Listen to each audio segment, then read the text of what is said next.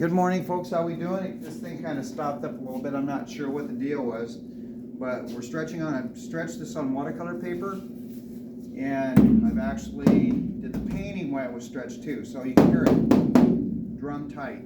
Okay, now for the most part, people think you have to mat these and put them under glass. Well, I'm going to show you today a practice I've done for probably about 15 years, and my work still is in perfect shape. I don't frame anymore, I don't put them under glass, I don't put it with mats or nothing. I just use acrylic varnish. Okay, and this is going to wind up getting a little moist, and then when it dries drum tight. Now if you've done your watercolor right, which sometimes I do, I'm going to brush this on.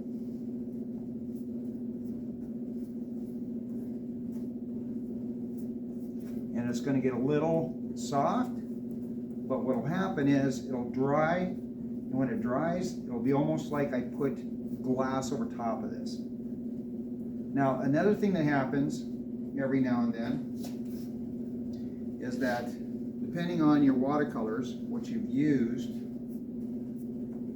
want to keep in mind that you don't want to brush it on, you don't want to be too rough with it, because if your watercolors weren't thin going on and you actually put them on a little thick, so there's extra color there, it will bleed through.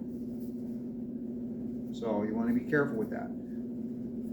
So you see I'm applying this the same way I do with my acrylics. And a couple things are going to happen if you didn't apply specific amounts of color, it's going to wind up drying the color, bleeding through. Now what I'm going to do here later is I will go in and I'll wind up using titanium white on the south side. So it'll be kind of a mixed media type piece, but it'll have this really beautiful white background. The piece will actually look really nice, and I will then send this up to my gallery. And since I've already done this, I've made prints of it.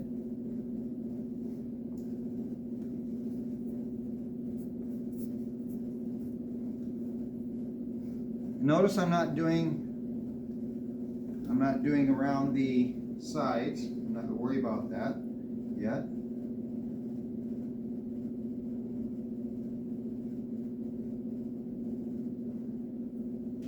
So a lot of times I will do it this way and then paint over top of it to kind of clean up the background, so it has this very beautiful, nice, non-obtuse structure. And you probably will see a little color lift off, and that happens. Don't worry so much about that. Just make sure that when you're looking at it, you got it all well coated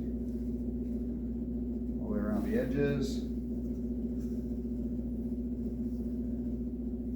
And it's going to ripple on you. Don't worry about that. That's just part of the drying process, but it will dry. I'll just do this.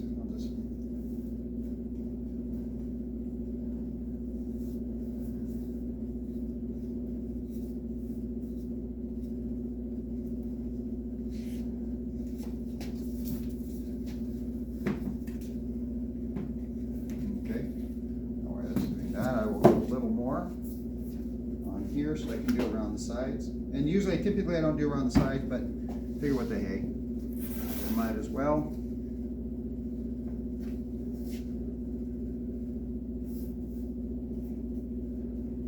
Heavy on the corners, and you want to varnish heavy on the corners because pieces that get knocked around a little bit, you got to protect those.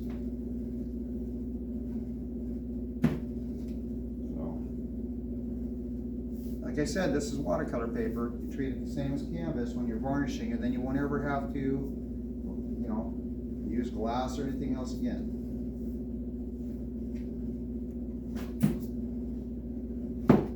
Now, an old watercolor instructor taught me a long time ago that if you do your watercolor right, you can scrub in your water, you can actually put your watercolors through a dishwasher and none of those colors will lift off.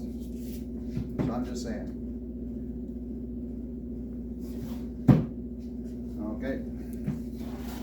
So I'm going to turn it here again just to make sure I got them all. And then when this dries, I'll put an acrylic background on this. Now on the back, every now and then, because of the way that tears, I also do this here so you can kind of see this. Up here you kind of see this part right here. I'm going to brush over top of that. That's going to help it stay stable. So you don't want that ever having an effect on your work. And you know,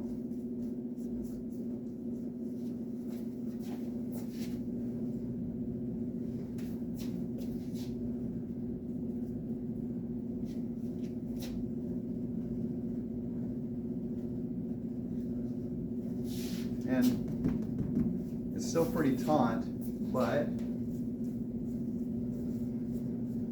yeah, just go over. In fact, you know, just go over the whole thing.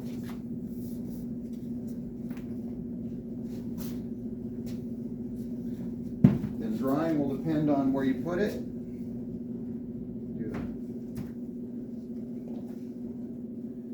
And probably a couple hours dry, then you can finish it. But this is how I do all my watercolors.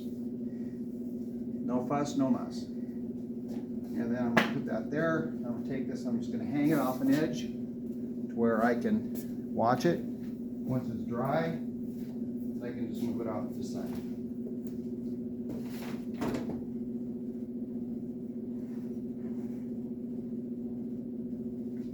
And there we go. So when that varnish dries, everybody, when that varnish dries, it's going to dry. Really? When that varnish dries, it's going to dry really nice and tight again. You don't have to worry about it ever. You can wipe it down with water. No, you just do, if you're worried about it, do 2 coats. Do a coat of glaze first, then coat with varnish. And you're going to see these colors just pop. Okay? So anyway, this is Kevin with Hedgehog Academy. Hopefully you enjoy this. Remember, you don't have to frame your watercolors if you don't want, as long as you stretch them like a canvas and varnish over top of them. Kevin out.